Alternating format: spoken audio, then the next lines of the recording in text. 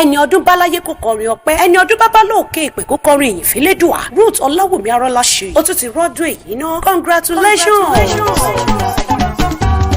ọba tó tó bàbá ìyìn rẹ̀ lánàá ìyìn gbọ̀ngàn ìyìn ló ń jẹ rẹ̀ ìyìn ló fi bóra ìyìn tún láṣọ ọba tó tóbi ní tójú gbogbo ayé lọ mẹ́ẹ̀lẹ́ lómìíràn rẹ̀ máa fi yìn fún ọ. Bẹ́ẹ̀ ni o, ayọ̀ abara tíntín gbogbo ọjọ́ kejìdínlọ́gbọ̀n oṣù kejìlá ọdún ní àyájọ́ ọjọ́ ìbí ọjọ́ tí a bí Mrs. Ruth Ọláwùmí Arọ́láṣe sáyé olóríire ẹ̀dá ènìyàn obìnrin tóbìnrin ṣe Ruth Ọláyẹmí ọmọ wọn ní ìlú Ìfisì Èkìtì. Happy birthday to you. àbá ọdúpẹ́ lọ́wọ́ èjìká tí òjá ṣe ó yẹ̀ lọ́rùn àti lọ́wọ́ ẹyin tí ò jẹ́ kí ilé ẹ̀rín rẹ̀ ó dàwòrò. ó ti wá ṣọdún èyí náà àṣẹ ìṣètúnṣe lọ́lẹ̀ Elédùà. ọdọọdún báyìí là ń rorógbò ọdọọdún là ń ráwùsá ṣé bọ́dọọdún là ń rọmọ òbí lórí àtẹ. ò ní bá wọn mọ̀ kóró láyé ò ní bá wọn wà ní kọ̀rọ̀ máa bèrè ohun tí wọ́n ṣe ní gbàgede. ire báyìí lójú owó rí ojú rẹ kórìíre lọ́jọ́ ayé rẹ gbogbo. ó wà nífẹ̀ẹ́ lẹ́yìn iṣẹ́ mọ́ ìgbà ọdún kan ni. ọmọ ọ̀ṣun ọmọ olúre ọ̀gángan amojú ṣaríṣarí ọmọ kàtẹ́gbè àó ọmúlé kan tí omi rẹ́rẹ́rẹ́ ó gbàṣọ wọ́lẹ̀ nípọ̀nà lẹ ọmọ èkúrẹ́ ọ̀rùn kan mọ́ṣíun ó kú ọlọ́jà gbìdòdòdò ọmọ ọmọṣọ wọ́lẹ̀ nípọ̀nà lẹ. Mrs. Ruth Ọláwùmí Arọ́láṣe,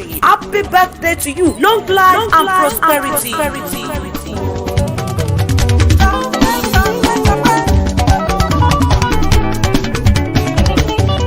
mo wọlé ayé mi mo rọ́wọ́ rẹ̀ ohun tó fi fún mi àfihàn bàbá mo wọlé ayé mi bàbá mo rọ́wọ́.